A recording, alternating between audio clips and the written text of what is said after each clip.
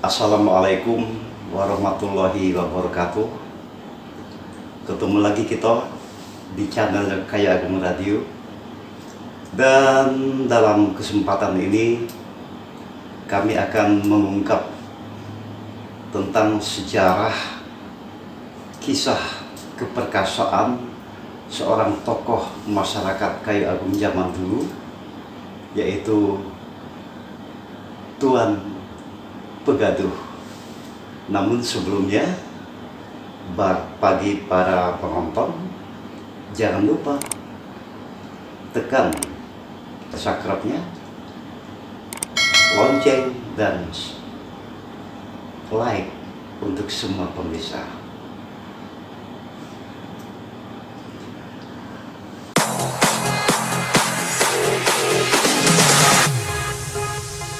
Untuk Bapak Molimanai, terutama masyarakat Ogan Komering Ilir, khususnya masyarakat Kayu Agung, baik yang ada di daerah kelahiran maupun yang pada saat ini lagi di perantauan, mari kita kenali kembali tentang tokoh-tokoh masyarakat kita di zaman bahula yang pernah menggoreskan tentang sejarah-sejarah keperkasaan, dan beliau juga mempunyai pengaruh-pengaruh terhadap perkembangan kehidupan daripada masyarakat suku Kayu Agung pada masa itu.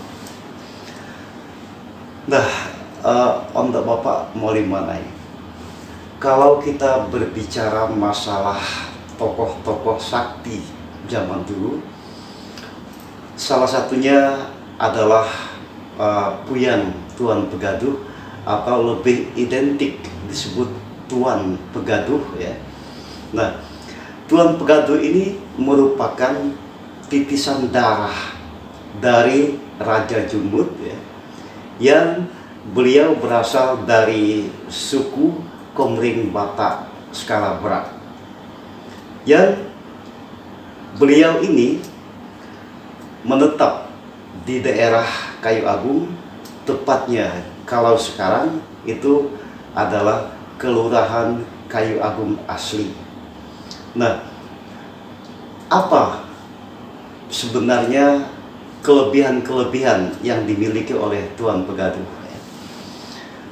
Dikenal oleh masyarakat zaman dulu bahwa Tuan Pegaduh ini sosok laki-laki yang memiliki keperkasaan, dan dia memiliki berbagai macam mandraguna yang dipergunakannya untuk membela daripada keadilan masyarakat Kayu Agung itu sendiri.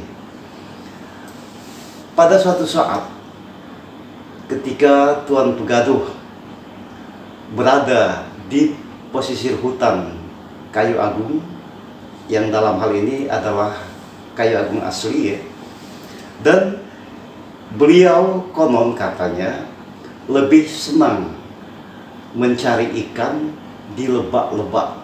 Nah, pada masa itu lebak Teloko ya, itu sangat dikenal, banyak sekali menyimpan kekayaan-kekayaan daripada beragam jenis ikan.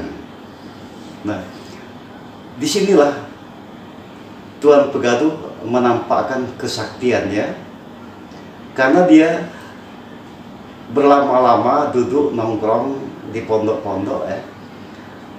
Dia mencari ikan dengan jalan memancing.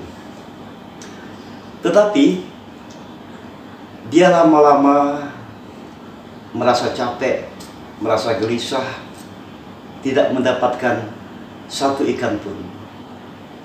Nah, kenapa pada waktu itu diceritakan bahwa Tuan Pegaduh mematahkan ranting bambu, dan ranting bambu ini dilemparkanlah ke tengah lebak di mana dia tempat memancing mencari ikan.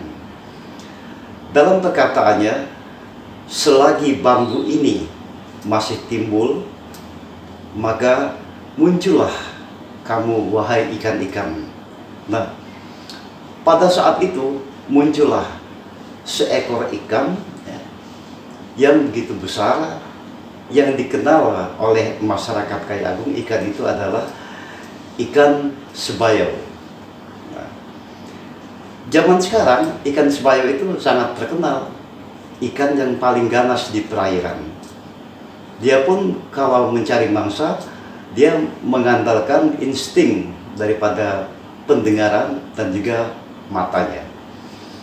Nah, setelah dia mendapatkan ikan sebayau ini, ya, dia mendapatkannya bukan dipancing, bukan pula dijala atau ditiru dan sebagainya, tetapi ikan tersebut dipanggilnya.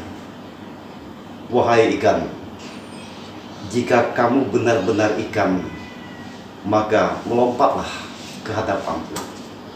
Tiba-tiba ikan sebayau tersebut melompat dari permukaan air dan tepat dia menyinggahi di persilaan daripada Tuan Pegadu. Toh katanya ikan tersebut bisa berbicara. Dalam arti kata, apapun yang dibicarakan oleh ikan tersebut sebagai hewan, tetapi Tuan Pegadu mengerti apa maksud daripada pembicaraan ikan tersebut. Tuan Pegadu mengatakan, saya mengerti wahai sebayau, kamu kukembalikan ke habitatmu, tapi datangkanlah ikan lain yang akan saya bagi-bagikan kepada masyarakat kampung ini. Tiba-tiba ikan tersebut dilemparkan ke danau atau ke lebak Telopo ya.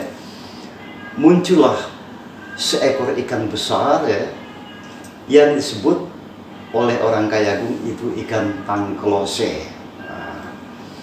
Nah, ikan tangklose tersebut begitu diambil oleh Tuan Pegadu,